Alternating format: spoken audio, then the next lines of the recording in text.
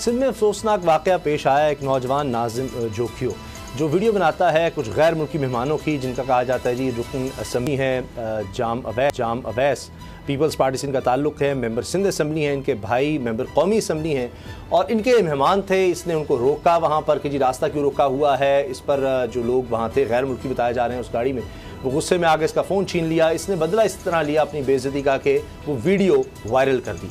उसके बाद इस नौजवान की लाश मिलती है। इसके घर वाले इल्ज़ाम ये लगा रहे हैं कि जाम अवैस जो मेंबर सिंध असम्बली हैं, पाकिस्तान पीपल्स पार्टी से उनका ताल्लुक़ है, उन्होंने इसको कत्ल करवाया है। अब वज़ीर सिंध ने इसका नोटिस भी ले लिया है, मुकदमा भी दर्ज हो चुका है और उसमें MP जाम अवैस, नियाज सालार और दीगर अफराद के खिलाफ कत्ल का मुकदमा दर्ज हुआ है।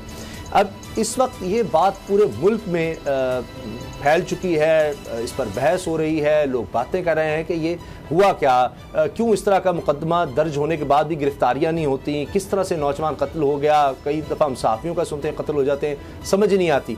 अब गुलाम मुर्तज़ा साहब, ये एक और टेस्ट केस है हुकूमत के लिए, क्योंकि जब इल्ज़ाम आ जाएगा आपके मेंबर पर, हुकूमत के मेंबर पर, MPA है, असर रसूख रखता है, तो फिर और ज़्यादा ये मामला हसास हो जाता है। फिर कहा जाता है जी सिंध में इस तरह के जितने मर्जी कत्ल हो जाए, कुछ भी हो जाए, बाद में कुछ नहीं होना।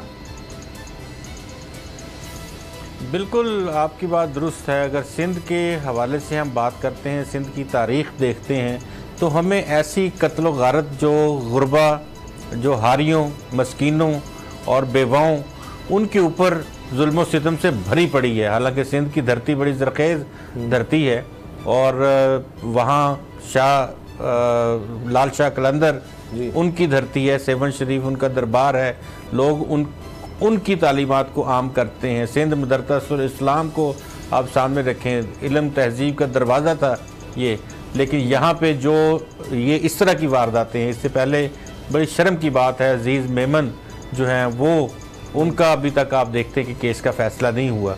और उस वक्त जब उनके हाथ बंधे हुए और लाश के जो गर्दन थी उसके इर्द गिर्द एक वायर जो थी तार के साथ वो उसको खींच के मारा गया था, तो उसकी डॉक्टर्स ने जो वहाँ पे मेडिकल रिपोर्ट दी थी उसमें लिखा उन्होंने कि सफोकेशन से मर गए हैं। सफोकेशन तो किसी को घर में भी हो सकती है, खुदा के बंदो अल्लाह के पास नहीं जाना, वहाँ क्या डॉक्टरी तुमने कर ली है और तुम ये नहीं बता रहे काज ऑफ डेथ क्या है। कि सफोकेशन इसलिए हुई कि उसके गले के ऊपर तार बांध के उसको खींच दिया गया था, तब इस वजह से सफोकेशन हुई थी। तो वह सफोकेशन, एक सांस, सफोकेशन को आप अंग्रेजी लफ्ज़ है उसका डिक्शनरी में तर्जुमा देखेंगे कि सांस बंद हो गया, सांस नहीं आ रहा था, किसी भी वजह हो सकती है, धुएं से हो सकती है, लेकिन उसमें काज ऑफ डेथ नहीं लिखी। फिर अभी तक उसके हालात ये हैं और अभी ये सामने आ गया केस। इसको पता ये चला है अभी तक की जो इत्तलात हैं कि उन MPA साहब ने घर में बुलाया था कि तुमने ये क्यों किया, तो वहाँ से बात बड़ी, घर में ही सारा कुछ करने के बाद जो लाश है उसकी जब वो मर गया तो बाहर फेंक दी। तो ये कीड़े मकोड़े हैं हम लोग। यहाँ शाहरुख जतोई का केस होता है तो आपको पता चल जाता है कि वहाँ सिंध में क्या हालात हैं। आपको अजीज़ मेमन का कत्ल हुआ तो आपको हालात पता चल गए, अभी ये कत्ल हुआ तो आपको हालात पता चल गए। तो रोज़ाना का मामूल है 2, 4, 5 लाशें गिरना कराची या सिंध में मामूली सी बात है। हर जगह जराइम होते हैं, लेकिन जिस तरह के जराइम सिंध में हो रहे हैं, इंसानियत का कत्ल जिस तरह से हो रहा है, इसको वज़ीर आला सिंध को और वहाँ की गवर्नमेंट को फौरी, और दीगर अदारों को भी मैं ये अर्ज़ करूँगा कि उनको इसका बहुत सख्ती से नोटिस लेना चाहिए।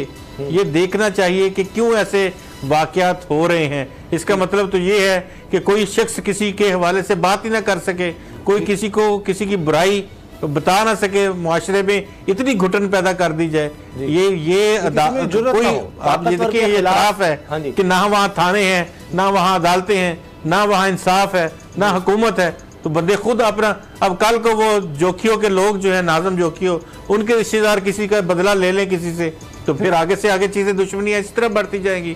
तो ये होश के नाखुन लेने का वक्त है। ये ऐसा वक्त है कि कहीं गुरबा जो है वो इन लोगों के खिलाफ उठ न खड़े हों। लोगों ने एहतजाज किया, फिर ये चीज़ नोटिस में आती है, वरना पता ही ना चले। अब इसमें ज़ाहिर है कि अदालत में मामला जाएगा, फिर पता चलेगा। लेकिन हमने ये देखा कि ताकतवर के साथ अगर रियासती मशीनरी साथ मिल जाए तो फिर आप क्या कर सकते हैं। जिस तरह अभी आपने मिसाल दी, पोस्टमार्टम रिपोर्ट भी यहाँ पर बदली जाती है, यहाँ पर टेस्ट रिपोर्ट्स भी बड़ी बड़ी आ जाती हैं, सारा कुछ हो जाता है। तो बाबर डुगर साहब, ये भी पता चलता रहा कि जी डाकुओं की पुश्त पनाही जो है मेंबरान असम्बली करते रहे, फिर जब इलेक्शन होता है तो उन डाकुओं की वजह से वोट डलवाते हैं, बड़ा कुछ होता है। ये सिर्फ ये सिंध की नहीं बात, बलूचिस्तान के हम इलाके देख लें, जनूबी पंजाब में इस तरह कहा जाता है, जो दही इलाके होते हैं वहाँ पर चाहे उसको पंचायत सिस्टम कह लें, वडेरा सिस्टम कह लें, MPA MNA वो फैसले करते हैं। वहाँ ज़िंदगी मौत के फैसले, रिश्तों के फैसले, कोई ये हो गया कारोकारी फलां, वो ये लोग कर रहे होते हैं। और इसी तरह से ये इतने असर रसूख वाले होते हैं कि आम आदमी इनके आगे बोलेगा तो ये उसको एक निशान इबरत बनाते हैं ताकि आइंदा किसी को जरूरत ना हो।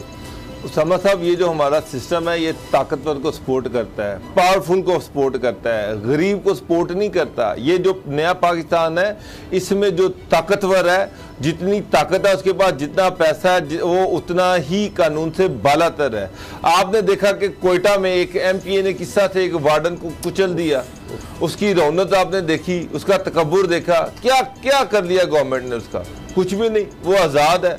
अभी शाहरुख जितोई की बात की जा रही थी, क्या कर लिया उस केस में, वो सुप्रीम कोर्ट तक ने उस पर वो मोटो लिया और उसके बाद आप देख लें कि जो मुल्जमान है वो आज़ाद है, दंडनाते फिर रहे हैं। तो यहाँ पर जो ताकतवर है वो जो मर्जी कर दे। अब सिंध गवर्नमेंट वज़ीर ने नोटिस तो ले लिया, पर्चा तो दर्ज कर लिया, क्या वो MPA गिरफ्तार हुआ है? नहीं। क्या उसको किसी ने पकड़ा है? उसकी जिसको अभी तक ये पकड़ ही नहीं दे, वो भी एक गवर्नमेंट पे प्रेशर आ गया, मीडिया पे चीजें आ गई। जब प्रेशर आया तो प्रेशर को रिलीज करने के लिए जल्दी से एक FIR दे दी। उसको इन्वेस्टिगेट कौन करेगा, उसको अरेस्ट कौन करेगा? कोर्ट के मामलात हैं। उसामा साहब, सारी गवर्नमेंट आप देखेंगे कि वो MPA के साथ खड़ी हुई है, सारे ताकतवर लोग उस MPA के बैक पे खड़े होंगे और उस गरीब के पीछे ये मीडिया बैठा होगा जो ये तो घर वालों का इल्जाम है ना। इन्वेस्टिगेशन पुलिस ने करनी है। पुलिस अगर गिरफ्तार ही नहीं करती और गिरफ्तार करके भी कहती है जी कोई सबूत ही नहीं मिल रहा कि किस तरह इसको मारा गया, किसने मार दिया, बस ये एक अंधा कत्ल है, कोई पता ही नहीं है, तो फिर कोई क्या कर लेगा? कैसे कर लेंगे आप? कैसे इल्ज़ाम देंगे? मीडिया तो नहीं कर सकता कि इंसाफ जाकर दिलाए। ये तो सिर्फ घर वालों का एक इल्ज़ाम है और बात खत्म कहेंगे जी जिसने मारा हमें क्या पता कहाँ से आया, किसने मार कर चला गया। लेकिन इलाके में तो खौफ बैठ गया इस सारे मामले की वजह से। एक बासर शख्स के मेहमानों की वीडियो बनाई थी, उसको मना किया गया था और उसके बाद वो मारा जाता है। तो ये तो सारा एक तरह से कहानी उसकी तरफ जरूर जा रही है, लेकिन असल बात है कि कोई एतबार कैसे करेगा पुलिस की इन्वेस्टिगेशन पर। सब्सक्राइब करें और बेल दबाएं ताकि कोई खबर रह न जाए।